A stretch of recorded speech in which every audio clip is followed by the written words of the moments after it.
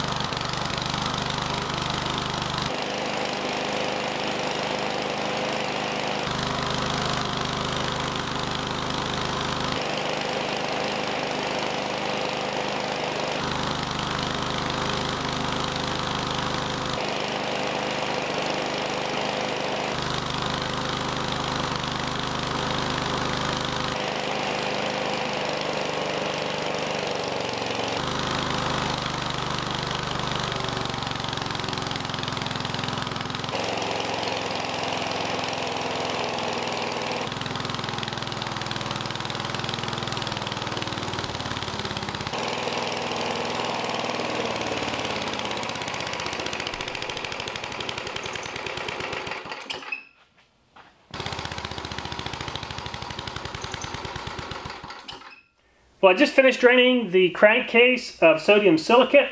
As you can see, there's a little bit of oil mixed in here. Unfortunately, it did not turn into a solid piece of glass like I had hoped. So we're going to do a little experiment to demonstrate what sodium silicate looks like when it's heated up.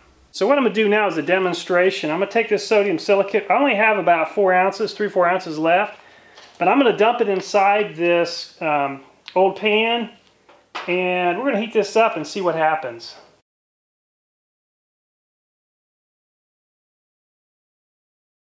This stuff is hard as a rock. This stuff is really solid. So I'm going to try to break some of this stuff free.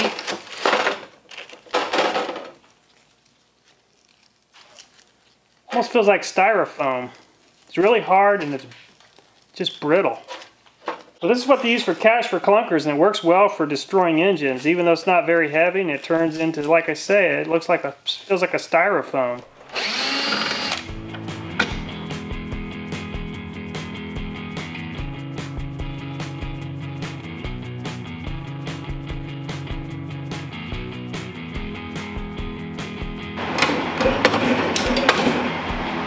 As you can see, the engine is definitely seized up.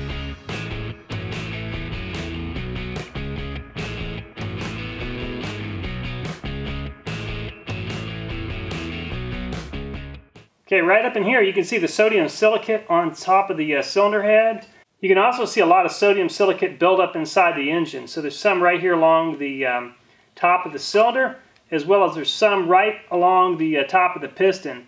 And so what I believe has happened is the sodium silicate has bonded between the cylinder wall and the piston rings, causing the engine to come to a sudden stop. It's solidified around the bearing cap or on the connecting rod, and there's also some deposits on the connecting rod itself. So I broke the crankshaft free from the connecting rod. It is now moving some, but there still are some deposits here on the connecting rod cap as well as the connecting rod itself. There's very clearly some buildup from the sodium silicate. Let's see if I can scrape some of this loose. See how that's just sort of flaking off? See how dry that is underneath? On the crankshaft, it's the same thing. There's buildup as well from the sodium silicate. See how that's just scraping off? There's a solid buildup of this stuff everywhere. What a mess this stuff made. Look at that. Wow.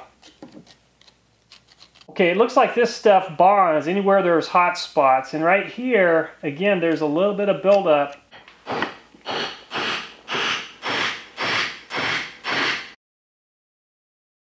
Well, it took a tremendous amount of force to beat this piston out, and look at how stiff this is. This will move, but there's a lot of buildup inside this piston and where the connecting rod attaches. Look at all that goo. I mean, it's really more of a solid, I should say, but look at all that buildup. It is just everywhere. This stuff really destroyed this engine. You can see these rings are just really, I'm getting them loose now, but the rings are just really stiff, just glued in there.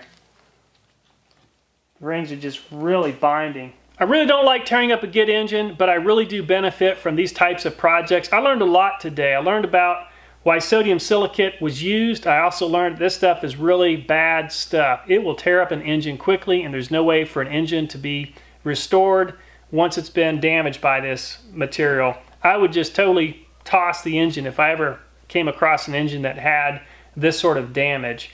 So now I understand why the U.S. government used sodium silicate to destroy the engines in the Cash for Clunkers program. Anyway, I put a lot of time and effort in these videos. I hope you've enjoyed this video and consider giving me a thumbs up.